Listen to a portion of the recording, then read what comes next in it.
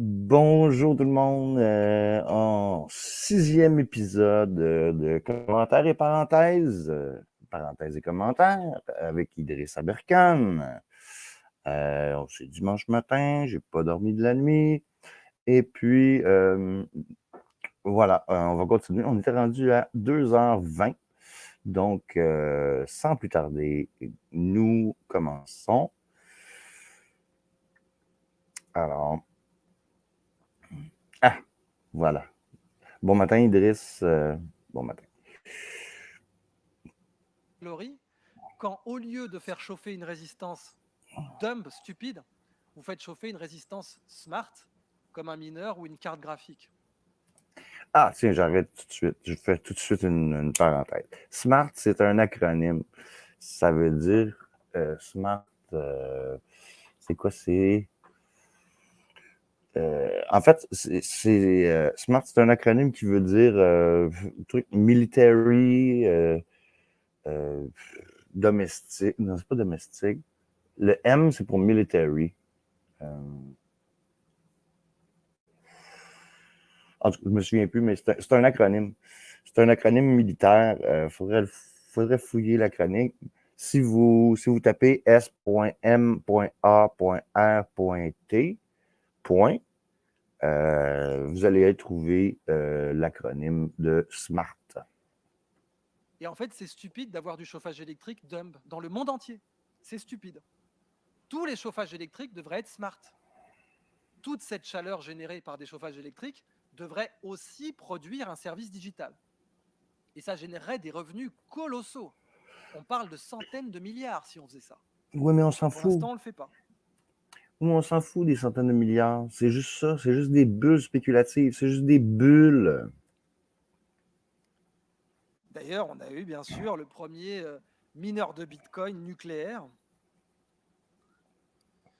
Et en service, vous avez Aladdin, ça c'est l'intelligence artificielle de BlackRock.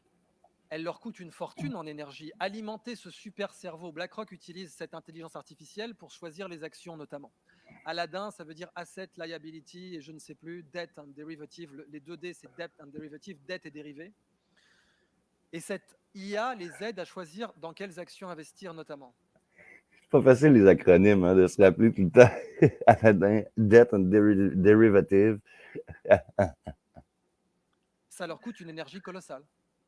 Eh bien, le peuple pourrait se chauffer avec un Aladdin géant, sans aucun problème. Une nation, et le chauffage serait gratuit, c'est ça qui est magnifique. Aladdin, Aladdin, c'est quoi? C'était Aladdin et les 40 voleurs? Non, c'est Alibaba et les 40 voleurs. Aladdin et la lampe magique, oui, la lampe magique. C'est ça, c'est la panacée. C'est la panacée qui est recherchée à travers ça. Et puis, c'est Larry Fink, le patron de BlackRock, qui a développé, qui a demandé, en fait, à ses employés de développer Aladdin depuis 1998, si ma mémoire est bonne.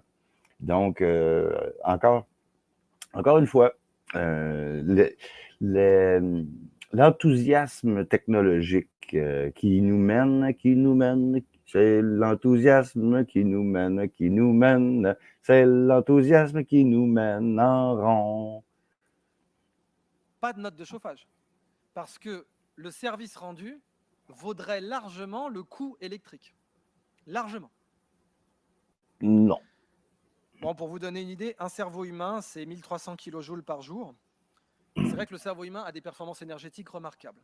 Donc on pourrait envisager plus tard d'avoir, si on arrive avec de la très très très bonne intelligence artificielle, on pourrait envisager plus tard d'avoir des performances qui se rapprocheraient d'un dixième du cerveau humain en termes d'efficacité énergétique. Alors là, c'est même plus des centaines de milliards que ça rapporterait. Donc pour moi, l'AT, c'est l'attention multipliée par le temps, je vais y revenir, ça serait peut-être comme le kilowattheure de l'économie de la connaissance. C'est-à-dire un kilowattheure, donc ce sont des kilowatts pendant une heure, bah un AT, c'est de l'attention pendant une heure. Et de l'attention pendant une heure, alors il y a de l'attention synthétique, maintenant il y a l'attention artificielle, c'est l'attention d'une machine. Ouais, tu peux acheter des views. On peut acheter des views sur YouTube, puis on peut en avoir autant qu'on en veut. Puis c'est pas cher en fait, je pense 10 000 vues. J'avais vu quelque chose, 10 000 vues ou 10 000 likes, ouais, 10 000 likes, c'est moins cher. Je pense que c'est 6 10 000 vues, c'est 20 quelques dollars.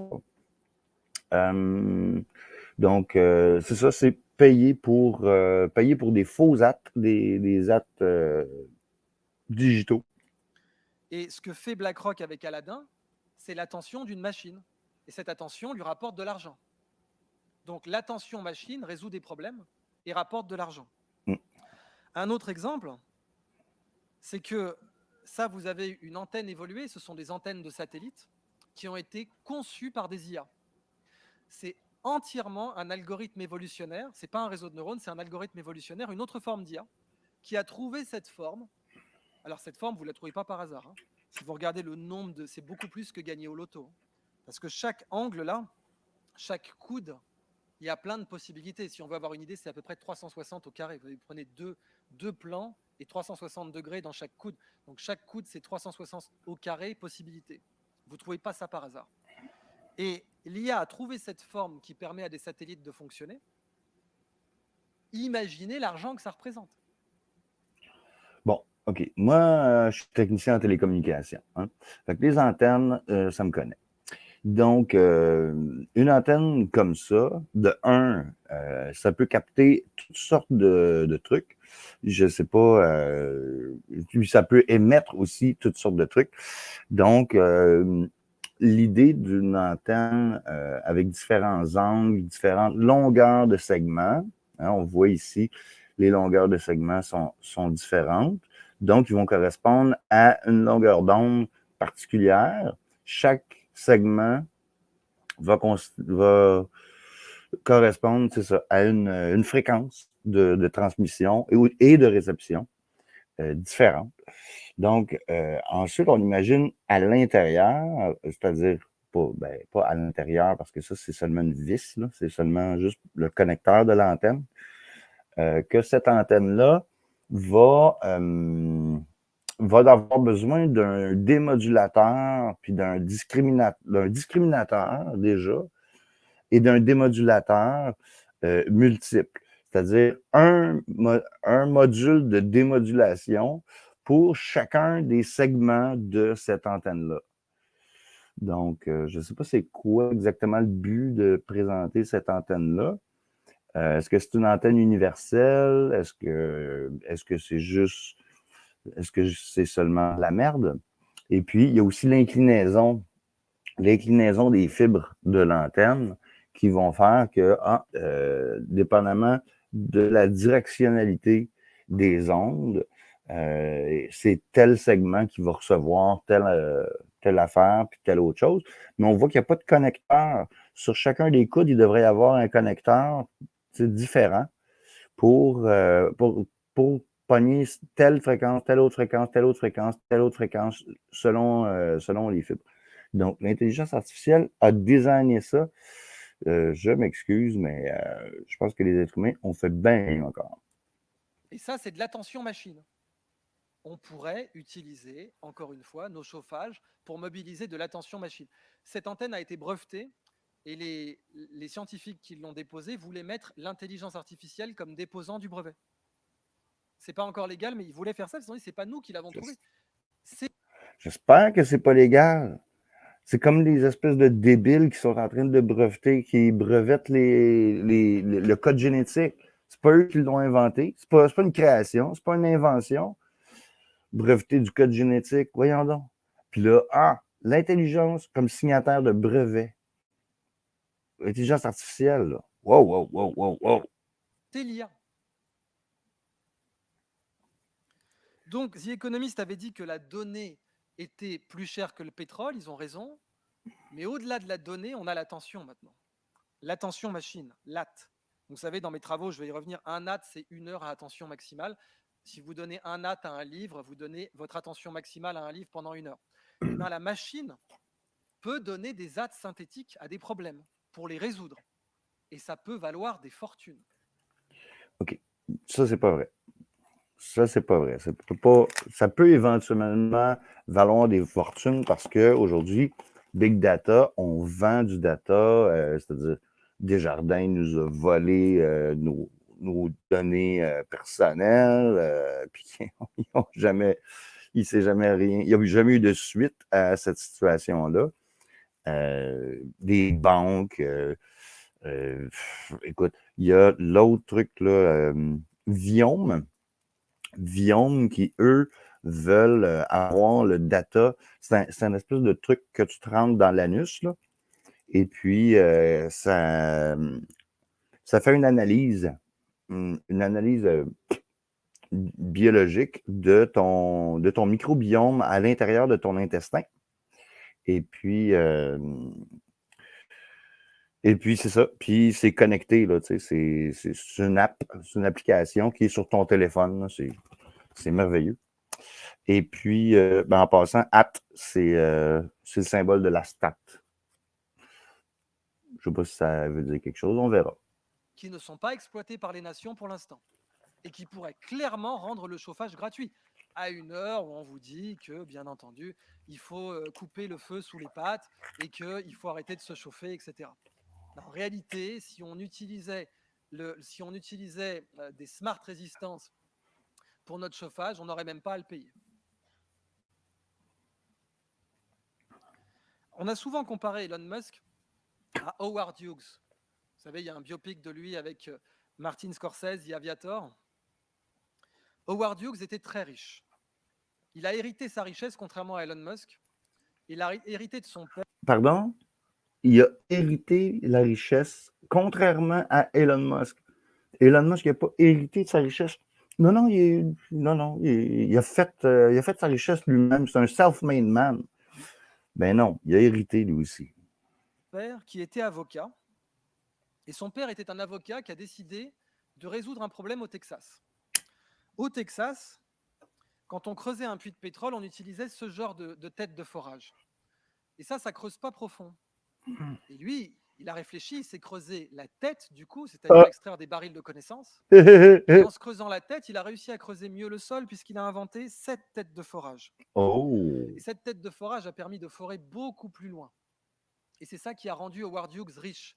Parce que la règle, c'est que si vous avez résolu le problème d'un riche, vous êtes riche. Donc, en inventant cette tête de forage, il a rendu sa famille, son fils plus tard, ultra riche. C'est comme avec le bronze, je vous ai dit, hein, le bronze permettait de cultiver plus de terre, cette tête de forage permettait de creuser plus de puits de pétrole, de cultiver plus de puits de pétrole. Justement, j'ai oublié un petit élément, pardon, dans le dernier épisode par rapport à les instruments agraires en cuivre. Aujourd'hui, on parle beaucoup d'électroculture. D'ailleurs, ça va être dans ma capsule, ça sera dans l'examen. On parle beaucoup d'électroculture et puis les gens se tournent de plus en plus vers les outils agraires en cuivre. Donc, ce que tu dis, Idriss, c'est un problème parce que ce qu'on sait, c'est que le fer, quand on plante le fer dans la terre, il y a un problème qui surgit. Il y a un problème chimique, il y a une réaction chimique qui se produit. Et puis, les plantes ont plus de difficultés à pousser si on laboure la terre avec du fer que si on le fait avec du cuivre. Alors que, voilà. Et puis, on a vu aussi que je crois que c'est en Écosse, où les guerriers plantaient leur épée dans le sol, bang, et puis ce que ça faisait, c'est que quand ils touchaient leur ennemi, quand ils blessaient leur ennemi, ça infectait les plaies. Ça infectait les plaies. Fait que ça, c'est la relation entre le fer puis le sol. Je ne parlerai pas d'électroculture pour l'instant. Je vais garder ça pour mes capsules personnelles à moi. Mais c'est juste une petite parenthèse, là. Et voilà donc le père d'Howard Hughes en train de montrer comment fonctionne sa nouvelle tête de forage qui l'a rendu richissime. Une connaissance, un brevet, une connaissance l'a rendu. Vous savez, Howard Hughes, il était tellement riche qu'il a révolutionné le cinéma, il a révolutionné l'aéronautique, il était vraiment très riche. Ouais. Grâce à un brevet. Mais il était vraiment également très con. Parce que plus on est riche, plus on est con. Peut-être que les brevets qui rapportent des revenus sont aussi un futur de la monnaie, même s'ils existent depuis longtemps. Mais une IA qui serait capable de déposer des brevets comme celle que je vous ai montrée ici, eh bien, ça vaut beaucoup plus qu'une abbaye. Richelieu avait des abbayes. Mais si vous avez un cheptel d'IA qui dépose des brevets pour vous, vous n'avez plus à travailler de votre vie parce que ces IA vont résoudre des problèmes qui valent beaucoup d'argent et qui peuvent rapporter du revenu. Puis vous n'avez même plus besoin de réfléchir. Ça peut créer des richesses nationales si vous avez adopté un standard open source. Puis non seulement ça va créer une richesse nationale, mais ça peut créer l'imbécilité nationale, une pauvreté de l'esprit national. Parce que necessity is the mother of invention. La nécessité est la mère de l'invention. Oubliez jamais ça. Oubliez jamais ça. Les gens qui ont moins d'argent, ils réussissent à se débrouiller avec peu de moyens. Pourquoi? Parce qu'ils sont vite. T'sais. Et que des États ont décrété qu'il y aura une IA nationale qui va forer des puits de connaissances, qui va creuser des puits de connaissances pour pouvoir livrer des barils de connaissances et distribuer du revenu à la nation de cette façon. C'est un futur de la monnaie possible. L'étalon connaissance plutôt que l'étalon or. Alors j'ai voulu aller plus loin là-dedans, dans l'étalon connaissance. La PCR a enrichi énormément d'opérateurs. La PCR a été rendue possible par la découverte d'une enzyme dans les geysers de Yellowstone, Thermus aquaticus. Thermus aquaticus, petite bactérie qui vit dans les geysers de Yellowstone et qui peut reproduire son ADN à forte température. Du coup, elle peut le reproduire plus vite, parce qu'à forte température, ça va plus vite. Eh bien, l'enzyme qui permet à Thermus aquaticus de reproduire son ADN a rapporté à Hoffmann-La Roche des milliards de dollars. Après, le brevet est passé dans le domaine public, mais ce sont les exploitants quand même de cette technologie qui ont gagné de l'argent pendant la crise. Donc, ça, c'est breveter le vivant. Breveter le vivant, c'est un gros problème. Breveter des bactéries, ou parce que tu as découvert cette bactérie-là, tu ne l'as pas inventée, c'est pas toi qui l'as fait. C'est la vie qui fait ça. La vie est intelligente, la vie est capable de se développer, et puis elle est aussi un vecteur de la conscience, et non de la connaissance, mais de la conscience. J'en parle dans l'épisode 10 de Ça sera dans l'examen. Comment les champignons et comment les lichens ont développé la planète, comment ils ont terraformé la planète pour développer la vie, amener la biodiversité. Mais c'était des milliards de dollars de revenus. Et si je vous ai dit que l'argent, c'est du revenu, les brevets, c'est comme les abbayes. Sauf que vous n'avez même pas à contrôler le foncier. Vous contrôlez le foncier dans la noosphère, la sphère des idées possibles, la sphère de la connaissance possible. Au lieu de posséder le terrain qui s'appelle le Richelieu, le domaine qui s'appelle le Richelieu, vous possédez des Richelieux dans le monde de la connaissance. Ça, c'est un Richelieu. Un vrai Richelieu. Vous avez une abbaye dans un lieu de la connaissance qui est un lieu de passage où tous les pétroliers ont besoin de passer, vous êtes riche. Là, vous avez un Richelieu, vous avez une enzyme qui est dans un point de passage pour toutes les biotechnologies mondiales, vous êtes riche. Eh bien, dans les talons connaissances, vous avez les toxines. Le venin de mamba noir, c'est 6 000 $ le milligramme. Vous avez le venin de l'araignée des oiseaux. Eh bien, quand les Chinois ont su que cette araignée valait, je crois que c'était 800 $ le milligramme, donc 800 millions le kilo, eh bien, ils ont détourné l'autoroute. Il y avait une autoroute qui détruisait son habitat, ils l'ont détournée. Et on peut protéger l'environnement comme ça, en considérant l'environnement, la nature, comme une source de connaissance plutôt qu'une source de matière première. Le venin, c'est le degré zéro, je suis d'accord. Mais le cas, par exemple, de Thermus aquaticus, si jamais vous voulez convaincre un chef d'État, vous lui dites, je voudrais faire une réserve naturelle, mais ça ne rapportera rien. Faux. C'est une bibliothèque. Bon, OK, c'est vrai que c'est une bibliothèque, etc., etc. En ce moment, il y a Stonehenge qui est menacé. Stonehenge est menacé parce qu'ils veulent justement construire une autoroute pour avoir un meilleur accès à la plage dans la région de Stonehenge, Glastonbury, Silbury, dans ce coin-là. Je ne sais pas exactement où, mais j'ai appris ça récemment. Et puis, moi, ça me dérange vraiment. Détruire des monuments là, qui ont près, en tout cas, qu'on ne sait pas de quand ils datent, là, mais disons 3500 ans pour être dans une fourchette réaliste. Cette idée-là aussi de vendre, de breveter tout, d'avoir des droits d'auteur sur telle chose ou telle autre chose, c'est déjà, moi, les droits d'auteur, je suis en désaccord avec ça. Je trouve que c'est complètement ridicule à cause des singes, entre autres. Ah, je reparlerai de ça à la fin de la vidéo. Je vais le laisser continuer, là. Si vous copiez cette bibliothèque sans la détruire, vous allez gagner encore plus que si vous aviez construit un parking. Donc peut-être que ça, c'est la plateforme pétrolière de demain. Le Ça, c'est biomimétisme. le radeau des cimes, un projet français. C'était uniquement poétique, mais l'idée était de se poser à la cime des arbres pour pouvoir y dormir et étudier la canopée, qui est un écosystème très peu étudié, sans avoir à monter dans les arbres tout le temps. Donc vous vous posez, vous campez sur place, et vous allez faire jaillir la connaissance de la forêt sans la détruire. Ça, c'est une plateforme pétrolière du futur. Elle crée des barils de connaissances, pas des barils de pétrole. Et les barils de connaissances valent beaucoup plus cher que les barils de pétrole.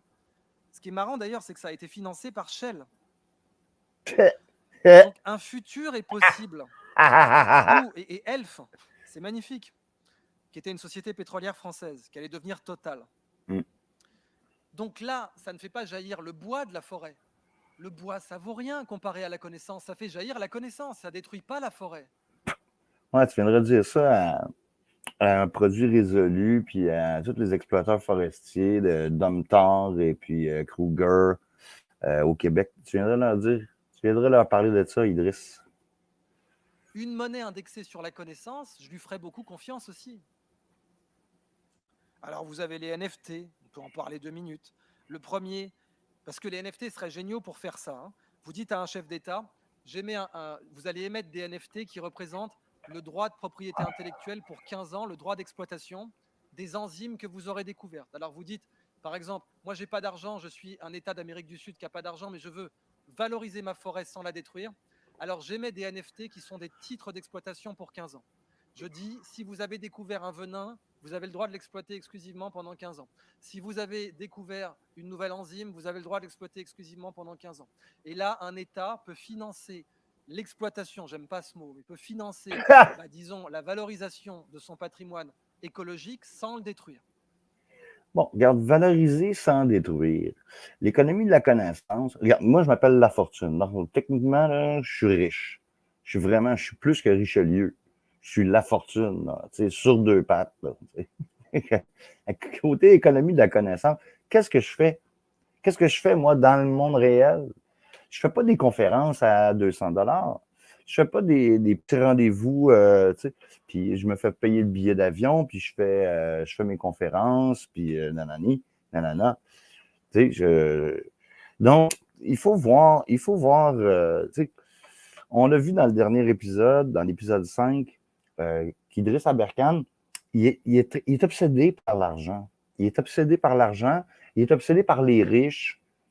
Pour lui, Elon Musk, c'est un héros planétaire. C'est parce qu'il est riche. C'est son idole. C'est son modèle. Donc, Idriss Aberkan, le seul problème avec ce personnage-là, c'est son amour du fric. Son amour du fric. Mais le bon côté, c'est son amour de la connaissance. Sauf que s'il est pour faire payer tout le monde pour son amour de la connaissance, qu'est-ce que ça vaut?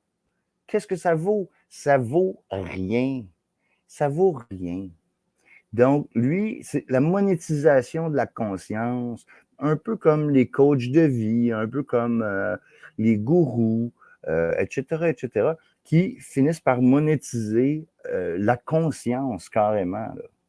Les Greg Braden, les Lipton, les Joe Dispenza de ce monde, les gens dans Gaïa qui monétisent tout. Et puis, inscrivez-vous à nos séminaires, puis abonnez-vous pour les 8 prochains cours. Moi, je fais tout ça gratuit. Fait que ce que je fais, en fait, c'est distribuer la richesse de façon magnanime, équanime, en fait. Équanime. C'est bon pour tout le monde. Et puis, si vous le faites aussi, ben faites-le. Puis, si vous voulez piquer mes vidéos puis les monétiser, ben c'est pas gentil. C'est pas parfait ce que je vous raconte, hein. Là, j'ai même pas 5 minutes, je dois conclure. C'est pas parfait. Mais voyez les pistes que ça offre comme instrument de financement. Bah, ça pourrait être mis sur un NFT. Qu'est-ce que c'est qu'un NFT? C'est un non-fungible token. Un brevet, ce n'est pas fongible. Fongible, ça veut dire que un ne vaut pas l'autre. Un brevet ne vaut pas un autre brevet. Un lingot d'or, c'est fongible. Un lingot d'or vaut un autre lingot d'or. C'est fongible. Une pièce vaut une autre pièce. Un dollar vaut un autre dollar. C'est fongible. Mais un brevet ne vaut pas un autre brevet. Le brevet du père de Howard Hughes vaut beaucoup plus cher qu'un autre brevet pour la frite en boîte, par exemple. Je crois que ça existe en plus. Eh bien, typiquement, ce n'est pas fongible. Alors, les NFT, l'idée, c'est de faire des titres sur blockchain qui ne sont pas fongibles. Ben, si vous dites, toi, tu as les droits sur les batraciens, ce n'est pas pareil que d'avoir les droits sur les serpents, par exemple. Je donne des trucs au pif, hein. Je ne suis pas allé plus loin. Alors, vous avez des NFT dans l'art. Ça, c'est la rose sur NFT qui s'est vendue $1 million. Quand on demandait aux grandes familles italiennes comment elles protégeaient leur patrimoine, elles disaient on suit la règle des 3 tiers. Un tiers en or, un tiers en œuvre d'art et un tiers en pierre. Donc là, vous avez l'Isola Bella à Stresa sur le lac Majeur qui appartient au Borromée. Lago Maggiore. Lago Maggiore, c'est en Suisse, c'est pas en Italie. Vous voyez la pierre. Les œuvres d'art, il y a un musée dessus avec la plus grande collection de Bassano du nord de l'Italie. Et puis l'or, il doit être enterré quelque part, j'imagine. L'or, il est déjà dans les coffres de la Suisse, mon cher ami. Klimt, hein, très rapidement, bon, vous avez de l'or aussi parce que Klimt, il était artisan et donc il utilisait de l'or aussi et ça a rendu ses peintures célèbres. Mais sur les NFT, bah, vous avez la traçabilité. Par exemple, le Salvator Mundi. Klimt il utilisait de la feuille d'or ou de la poussière d'or dans ses toiles pour faire joli, finalement. Et puis, un paquet de feuilles d'or pour faire... si je voulais, par exemple, faire une reproduction de Klimt, là, de, je sais pas, 4 pieds par 5 pieds. OK? Environ. 4 pieds par 5 pieds, c'est quoi? C'est 1 mètre, 1 mètre 30 par 1 mètre 60, un petit peu plus. 1 mètre 30 par 1 mètre 90. Bon, en tout cas, quelque chose de même, là. Pour 8 $, de feuilles d'or, je peux dorer toute la surface de ma reproduction. C'est complètement... c'est pas un argument. Ce qui est l'argument, là où il y a de la valeur, c'est dans l'œuvre d'art elle-même. C'est pas dans les matériaux utilisés.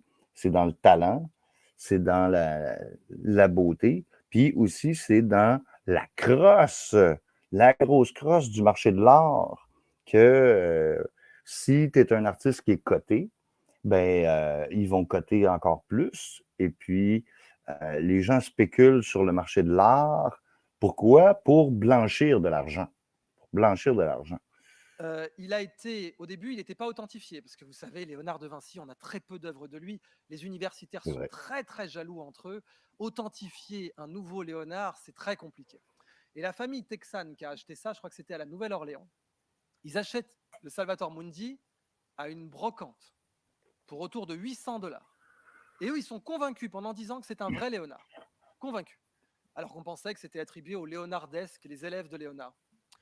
Et ils vont payer une analyse au rayon X qui va démontrer qu'il y a un pentimento, un repentir. Vous voyez là, le pouce n'est pas au même endroit. Mais si vous faites une copie, vous savez exactement où est le pouce vu que vous avez un modèle. Il n'y a pas de pentimento quand vous faites une copie. Vous savez où est le pouce. Voilà. Vous faites un pentimento que si vous êtes le peintre original. Voilà. C'est ce qui a été argumenté pour déclarer que le Salvator Mundi était bien une œuvre de la main de Léonard. Et là, il a Voilà. fini par se vendre 550 millions, frais d'agence inclus. La traçabilité, Ah, c'est c'est la confiance. L'argent, c'est de la confiance cristallisée.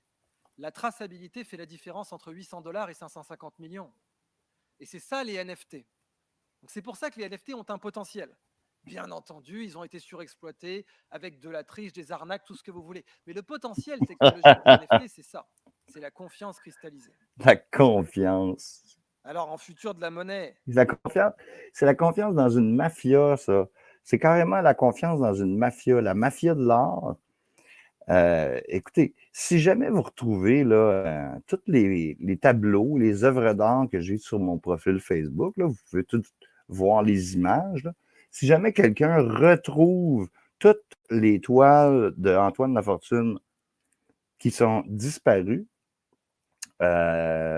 écoutez, on ne sait pas. Peut-être que ça vaut quelque chose aujourd'hui. Hein? On ne sait pas.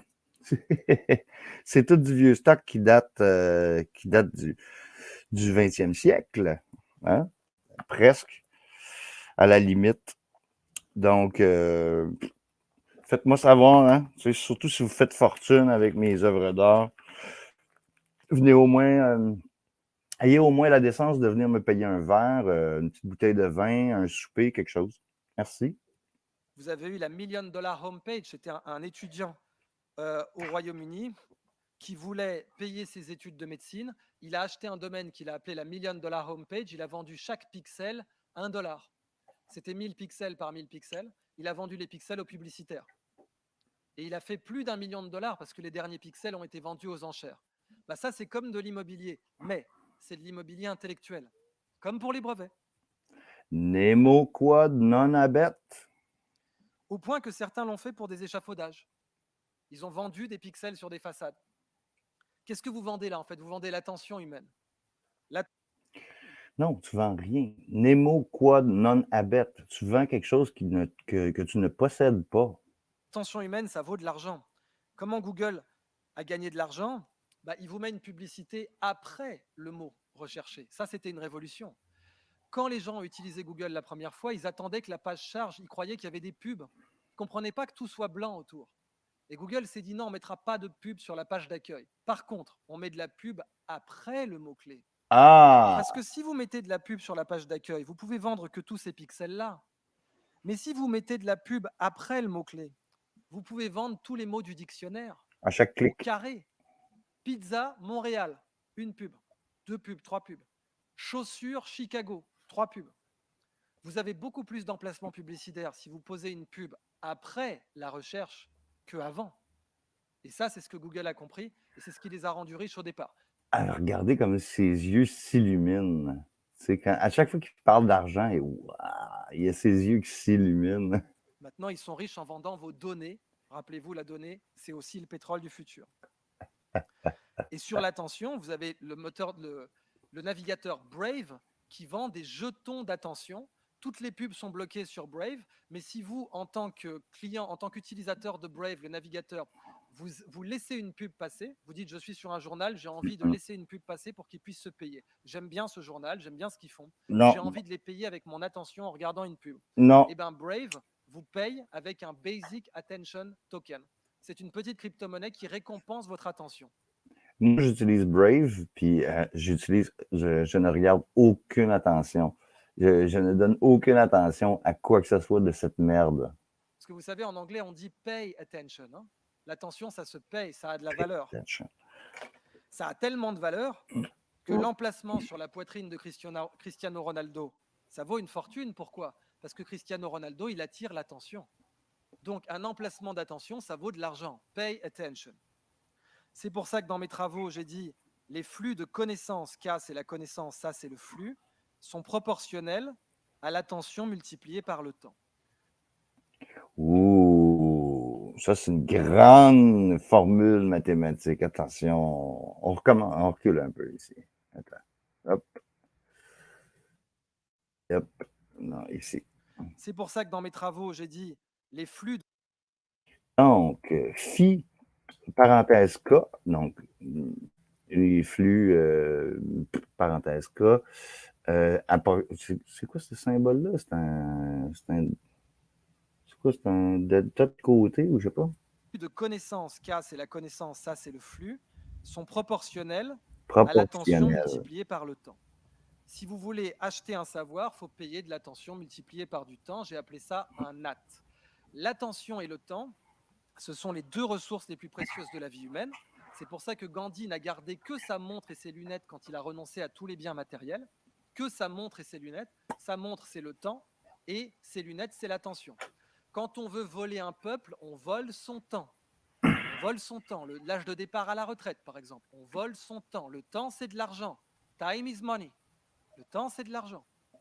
Eh bien, peut-être que les AT, l'attention multipliée par le temps, c'est une nouvelle monnaie. En tout cas, pour Brave, c'en est une. Parce que ce navigateur récompense votre attention. Encore une fois, on dit pay attention. Voilà, il me reste que ces slides-là. La confiance, je voulais terminer rapidement sur la confiance pour rappeler en quoi la confiance était importante.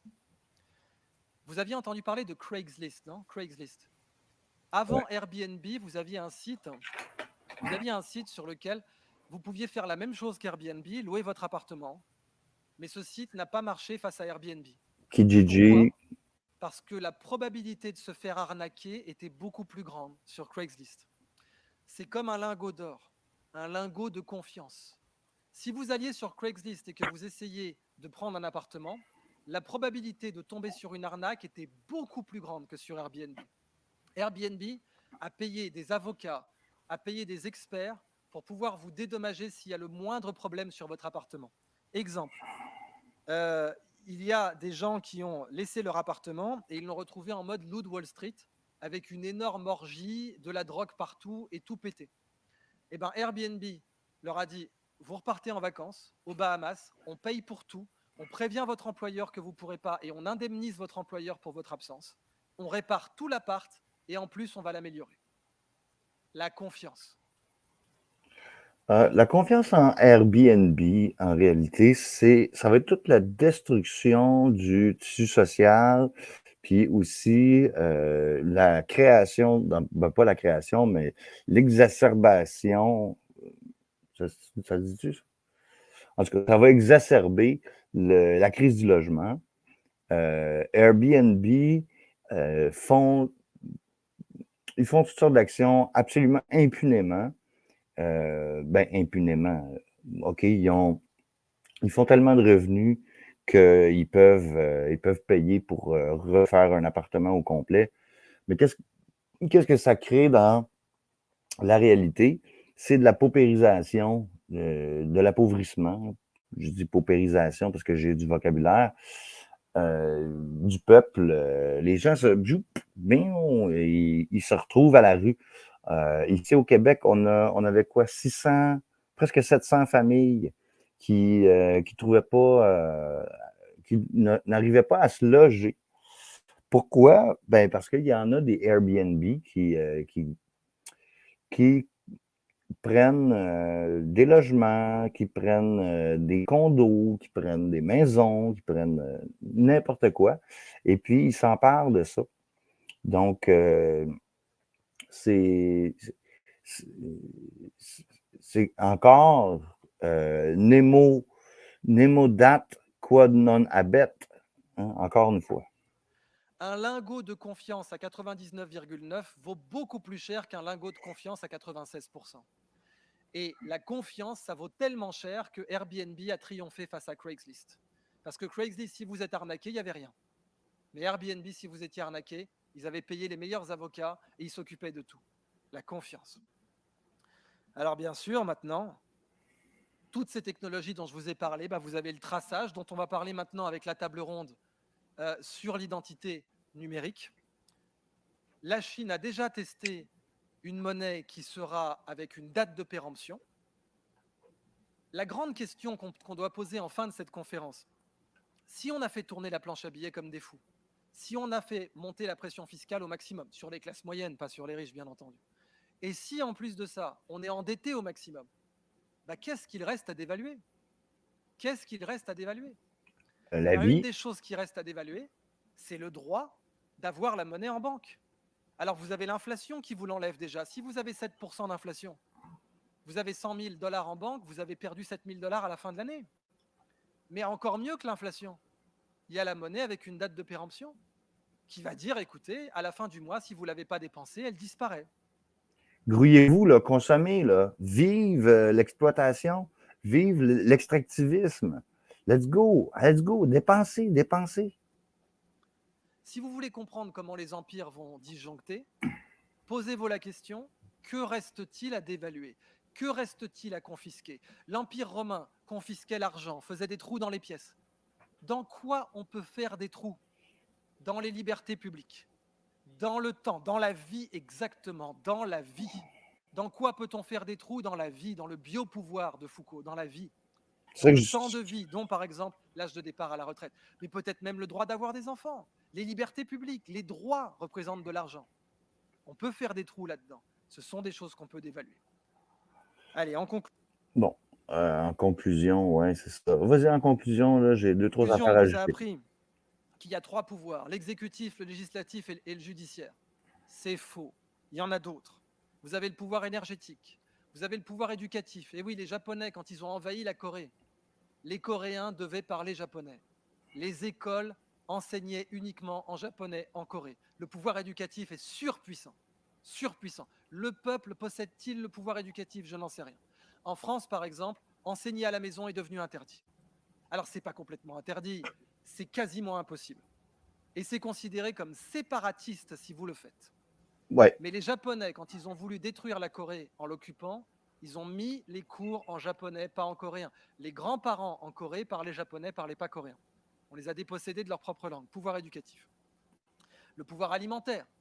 Vous pouvez avoir tous les pouvoirs judiciaires, exécutifs, législatifs que vous voulez. Si vous crevez de faim, vous n'avez pas de pouvoir. Et au-delà, vous avez le pouvoir médiatique qui, en démocratie représentative, permet de définir qui sont les gentils et qui sont les méchants. C'est le pouvoir médiatique qui vous a dit que Saddam Hussein avait des armes de destruction massive. C'était un mensonge. Le pouvoir médiatique a cette capacité de dire qui sont les gentils, qui sont les méchants. Et enfin, vous avez le pouvoir monétaire qui, selon moi, règne sur tous les autres. Je vous remercie beaucoup. Bon. On va laisser un peu d'applaudissements.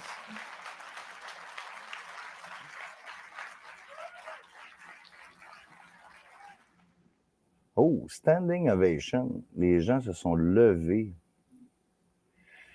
Bon, ils se sont déjà levés au début. Donc, question économie de la connaissance. Moi, avec chacun des segments de 20 minutes environ, j'ai réussi à faire 6 vidéos de 50 minutes. Donc, OK, peut-être que j'essaie de monopoliser l'attention en utilisant ton nom, là, parce que je pense que je pense sur le dernier épisode, je suis rendu à quoi? 15 000, pas 15 000 vues, 1500 vues quand même. Alors que mon score habituel, là, tu sais, mon score habituel, c'est quoi? 80, 85? On comprend que Idriss Aberkane, il est tech enthousiaste. On comprend qu'il aime beaucoup l'argent. On comprend qu'il vend de la connaissance. Il vend de la connaissance. Puis, c'est un homme quand même connaissant, il faut l'admettre. Et puis, ce qu'il dit, ben, c'est intéressant en général. Mais on voit ses motivations en arrière de ça. Donc, je vous invite à avoir un esprit critique par rapport à ça, par rapport à l'économie de la connaissance. Et puis, le fait qu'on est une communauté humaine. On est une communauté humaine. Et puis, cette communauté humaine-là, elle fonctionne seulement si les connaissances sont partagées. C'est-à-dire, si quelqu'un garde toutes les connaissances pour lui, et puis garde des secrets, comme nos belles sociétés secrètes, hein, ben, automatiquement, il n'y a plus de circulation de la connaissance. Donc, c'est pour ça que je fais parenthèse et commentaires avec Idriss Aberkan.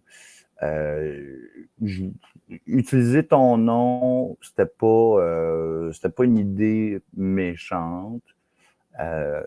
Puis un jour, ben, tu vas peut-être te rendre compte que j'ai fait ça, finalement, que j'ai utilisé tes trucs, puis que j'ai fait des correctifs, j'ai amené d'autres éléments, une autre sorte de perspective, et puis, tu me paieras une bière. Tu me paieras une bière. Fait que c'était le dernier épisode. Je vous remercie d'avoir été attentif. Je vais passer à autre chose. Là, je sais pas trop. Quelqu'un qui est intéressant, qui a vraiment des choses intéressantes à dire. Il n'y en a pas énormément. Mais je vais continuer mes capsules. Ça sera dans l'examen. Et puis, je vous invite à les visionner sur mon YouTube. Si vous voulez me trouver sur Facebook, mon nom, c'est Anathème l'Amertume. Anathème l'Amertume. Et puis, je suis aussi trouvable sur Rumble. Voilà. Merci. Bye bye.